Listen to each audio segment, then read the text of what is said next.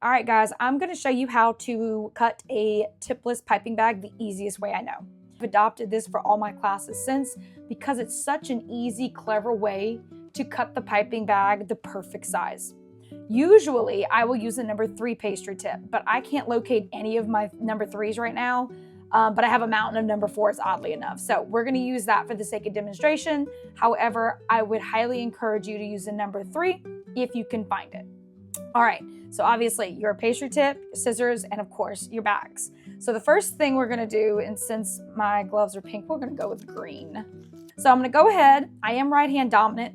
I am gonna put the bag in my left hand, but before I do that, I'm gonna take the bag and I'm gonna just twist it. Maybe once or twice, all right? And that's it. So I have a twisted piece, and that's gonna lock icing into the front of the bag, okay? Now, if you don't have a whole bunch of icing in your bags like I do, just move the majority of the icing to the front. You should be able to easily do this next step, depending on how much icing you have in the front of the bag. The twisted piece should lay where your pinky is on your opposite hand. So again, remember, I'm right hand dominant. I need my right hand freed up. So I'm gonna put the bag in my left hand where my pinky is, that's where the twist is, and then I'm gonna grab the front of the bag. This will create enough pressure so that way I end up with a firm cone. Now I'm gonna take my dominant hand, I'm gonna pick up that pastry tip, place it over the front of the pastry bag. Then I'm gonna take my thumb and my index finger, the same hand that's holding the bag, and I'm going to do the best that I can to grip onto that pastry tip, holding it nice and taut against the actual bag itself. Do you see that little tiny bit of that plastic exiting the tip? That is exactly how much you need to cut. That's why I love this trick so much. And number 3, it won't be as big of an opening. So actually, this is going to be fantastic for larger cookies. But if you wanted to do medium to small cookies, I highly encourage you to use that number 3. Then you'll go ahead, take your scissors, and you're going to want to line the opening up with the sharpest part of the scissors, which is usually closer here where the joint is.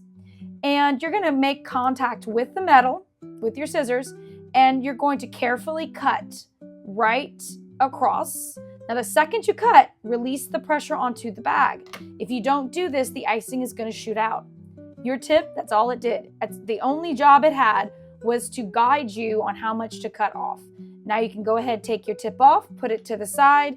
Your next step is you're going to want to flatten the front of the bag out and assess your cut.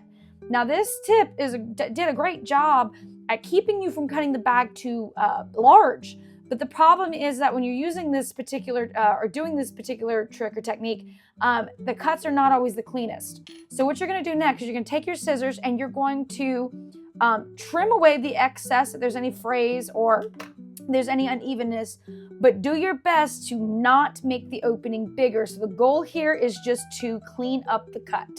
So I'm going to go ahead, clean it up, nice straight across. So now I'm going to go ahead and I can show you how it pipes.